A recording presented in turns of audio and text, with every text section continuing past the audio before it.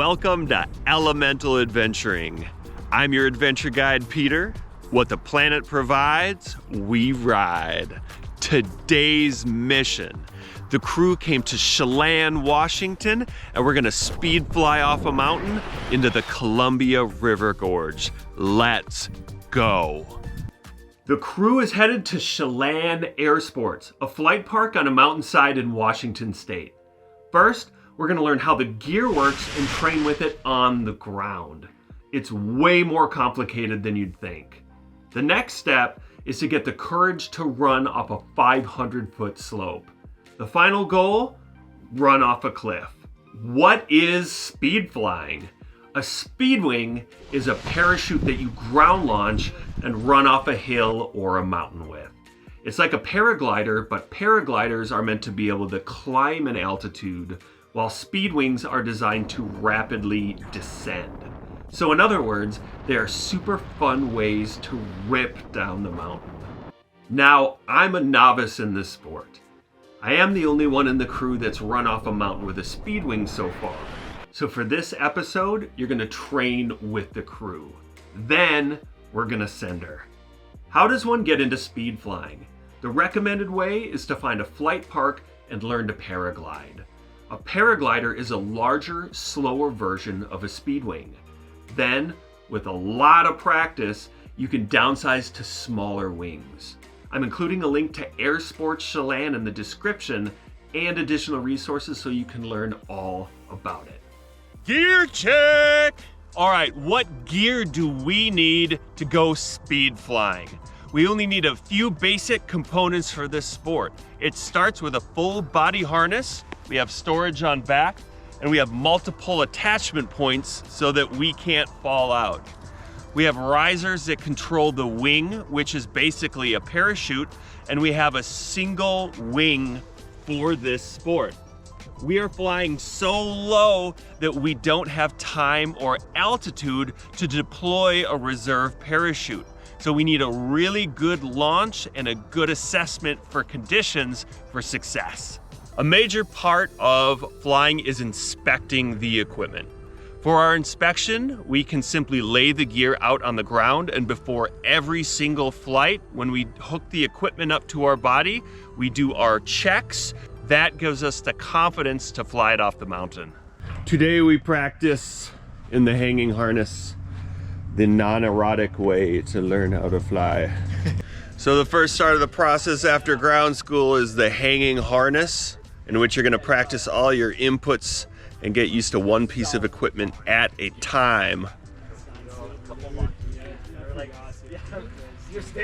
So you put all the pieces together and then you build up the entire picture. Next, they're gonna be running with the wing to learn to kite and launch it. I feel pretty swingy. Sluggish. Excited, nervous, butterflies. Before we run off a mountain, we have to learn to kite the wing. This is just what it sounds like. We have to be able to launch the Speedwing from the ground and fly the wing above our heads and keep it there.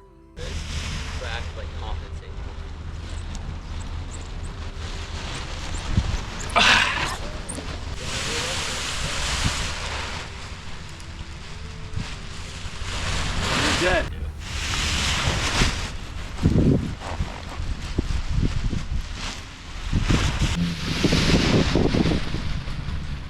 There are two ways that we're going to learn to launch for this training.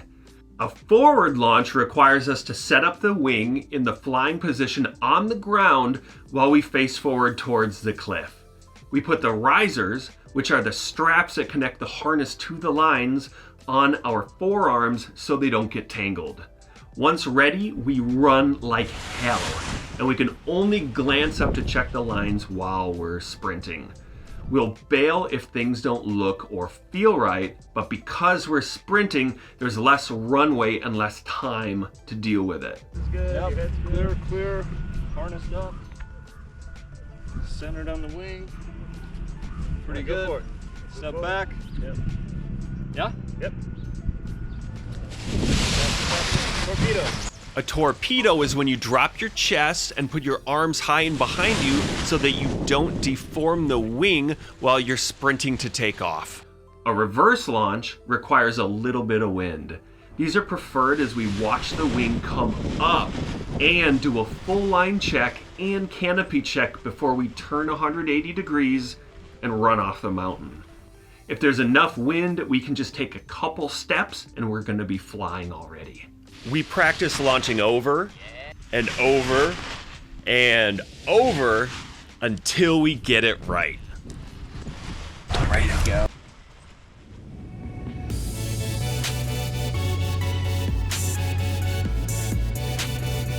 We're walking down, this is the student launch. Here we run down a dune and we launch ourselves over the edge. This is the mighty Columbia River Valley. No leaping. Run. You're going to start accelerating, so by the time you're here, I want you in a full sprint.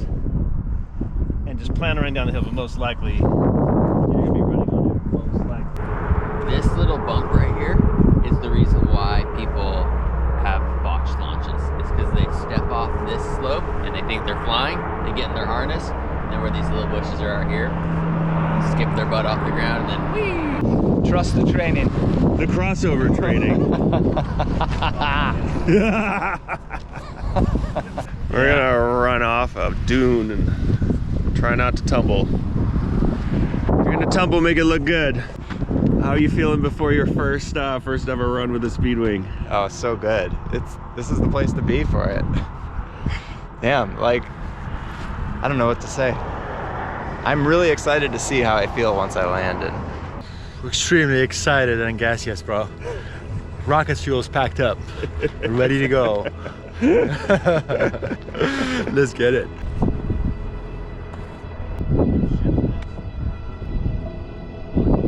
Here we go. ready to go. Good. Chuck. Keep running, keep running.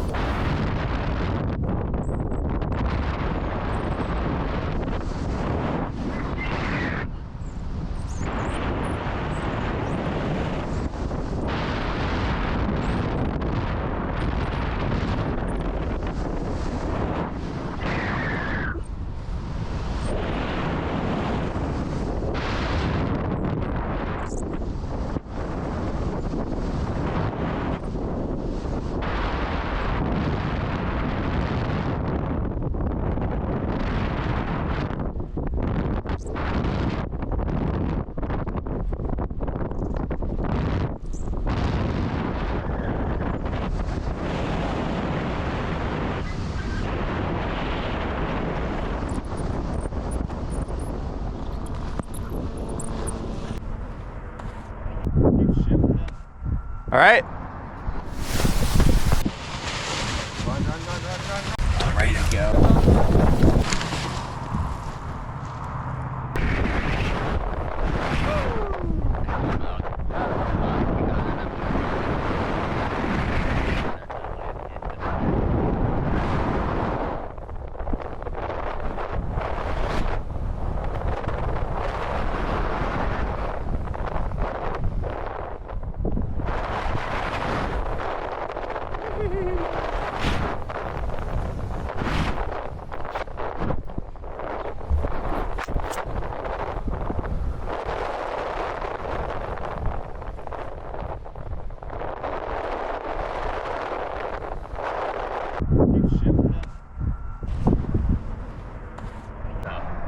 Yeah, I feel some positive wind coming up right now, so gotta be ready just right Right. 3, 2, 1. Fire! Ready to go.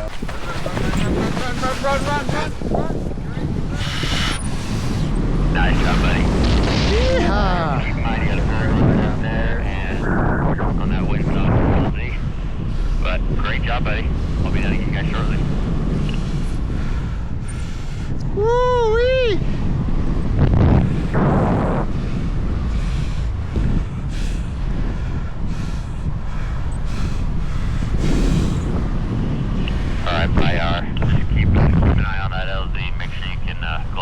over in land FIIG, so I've lost the reference to your altitude, so the rest of the here on out.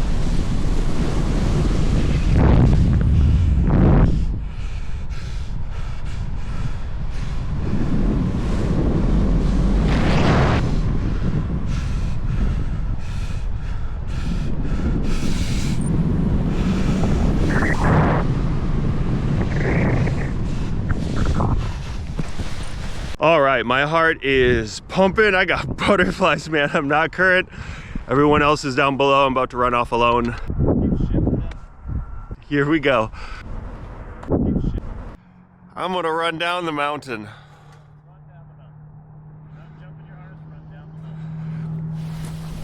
I'm ready to go.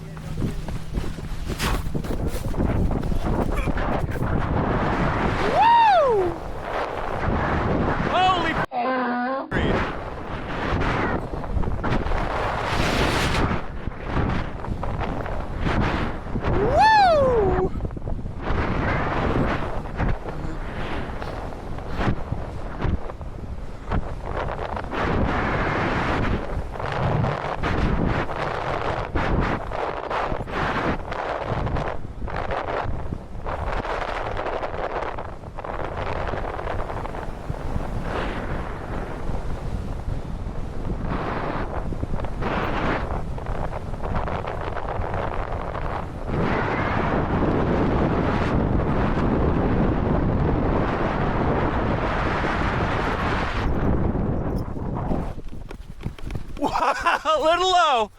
Woo! It takes very little strength to actually launch these wings, although you do need to be fit enough to sprint to take off and then pilot the wing. At an air park, getting the rides up the mountain all day makes flying really easy. In the wild, you need to have enough energy to launch safely after climbing a mountain. So bad accidents can happen when we are too exhausted or dehydrated to think clearly and perform. We need a great launch every time. Beginner hills, which are usually gradual slopes, are perfect for low pressure launches because if we mess up, we can just tumble down the slope. Mountain launches are the complete opposite. If the launch goes badly, the pilot will tumble down the mountain, which are often cliffs and steep rocky slopes that we call taluses. These act like giant cheese graters. The consequences could not be higher. The slope angle that we need to take off varies depending on the size of the wing and the weather conditions. A larger wing takes off easier as it has more lift. At the launch, if we are facing into the wind, we actually get even more lift. This is optimal for takeoffs as it shortens the runway length that we need. If we take off in no wind conditions, we need to sprint with the wing to get it flying as fast as possible before we can take off. These launches are way scarier as they're a full-on commitment and there's less or no ability to bail. It has to go right. Our second set of launches from the student area still needed a little bit of work. 3, 2, 1.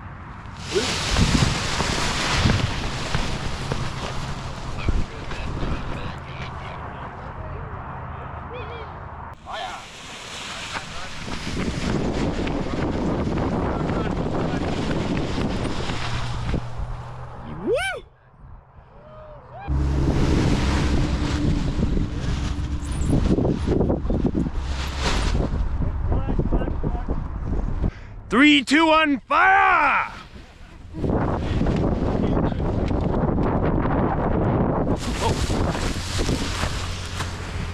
Here, I got a crosswind gust right as I was taking off and I bailed incorrectly and turned right into the hillside. This is why we learn to launch here.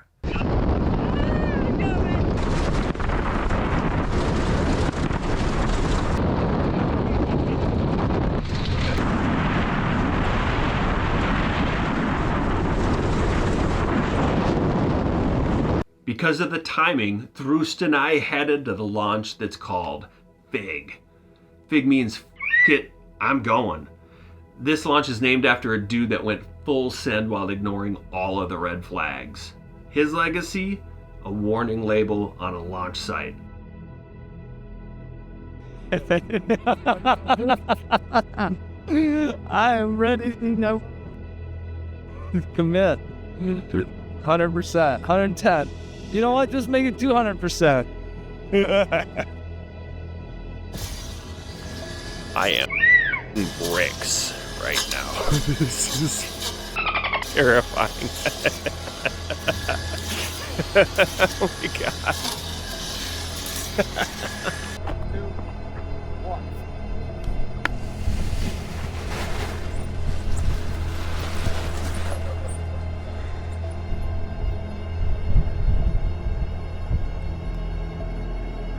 All right.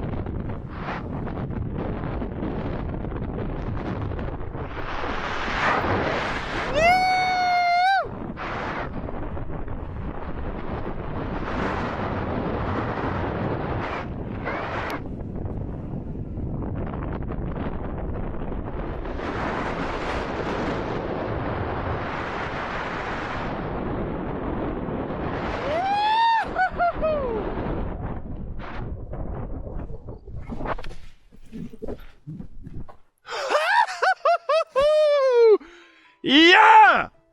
So how do we know where to land with such accuracy? Practice. After a lot of flights, all this gear becomes an extension of the body. I'm not thinking about it at all. I'm just cruising in flow state. So landings are visual only with no instruments, and you learn to pick a spot out and fly a pattern to it. With Speedwings, we need long landing zones, or LZs, as they come in very fast and need a lot of runway to be piloted to a stop. Flat landing zones are preferred for safe landings.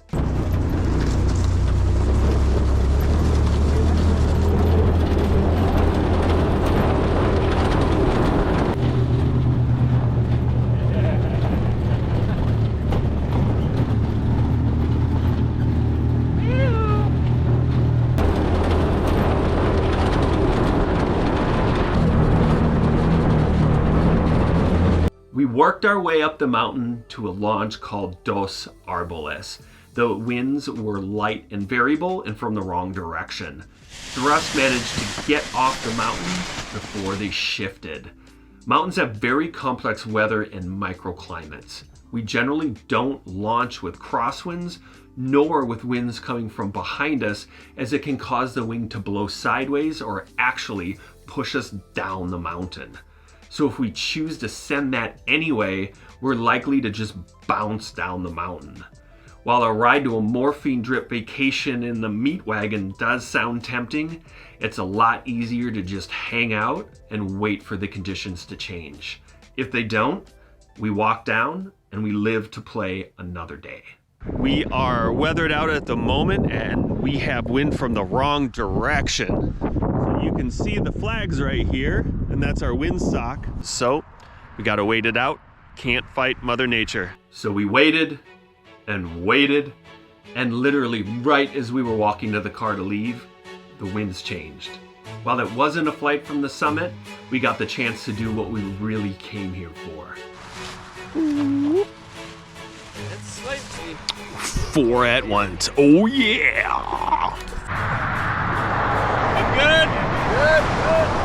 Good. 3, 2, 1. Fire! Wow!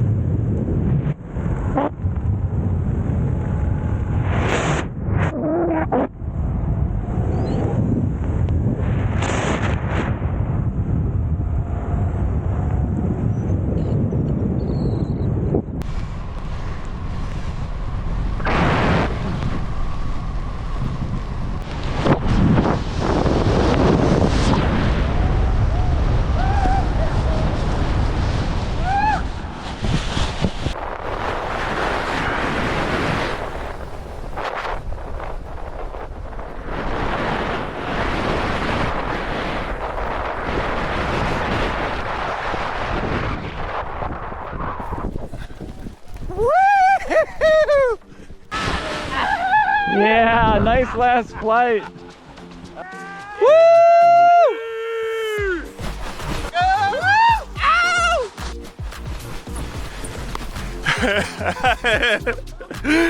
Yeah!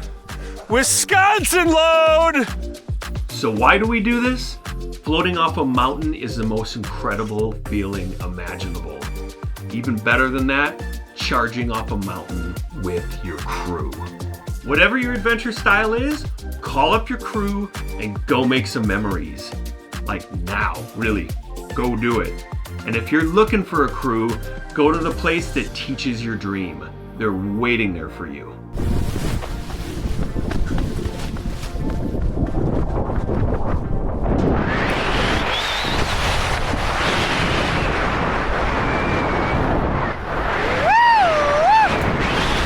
Whatever your adventure is, go get it!